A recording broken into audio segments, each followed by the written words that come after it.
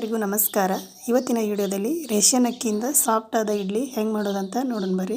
ಮೊದಲಿಗೆ ಇಲ್ಲಿ 4 glass ration ಅಕ್ಕಿ ತೊಗೊಂಡಿದ್ದೀನಿ. ಅದಕ್ಕೆ 1 ಗ್ಲಾಸ್ ಉದ್ದಿನಬೇಳೆ ತೊಗೊಂಡಿದ್ದೀನಿ, 1 ಗ್ಲಾಸ್ ಅವಲಕ್ಕಿ ತೊಗೊಂಡಿದ್ದೀನಿ. ಇದನ್ನು ಸರಿಯಾಗಿ ತೊಳೆದು 4-5 ಗಂಟೆ ನೆನೆಯಕ್ಕೆ ಬಿಡೋಣ. 4-5 ಗಂಟೆ ಆದಮೇಲೆ ಇದನ್ನು ಈ ರೀತಿ ರುಬ್ಬಿ ಇದಕ್ಕೆ ಸ್ವಲ್ಪ ಉಪ್ಪು ಹಾಕಿ ಓವರ್ನೈಟ್ ಮುಚ್ಚಿಡೋಣ. ಮಾರನೇ ದಿನ ನೋಡಿ ಎಷ್ಟು ಚೆಂದ ಉಬ್ಬಿ ಬಂದಿದೆ.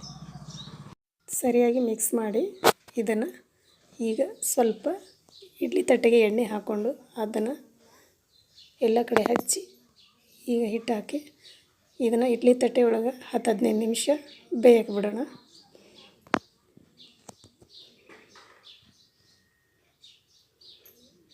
ಈಗ ಬೆಂದಿದೆ ಅದು ನೋಡಿ ಎಷ್ಟು ಸಾಫ್ಟ್ ಆಗಿದೆ ಇಡ್ಲಿ. ಇಷ್ಟ ಆದರೆ ನೀವು ನಿಮ್ಮ ಮನೆಯಲ್ಲಿ ಟ್ರೈ ಮಾಡಿ.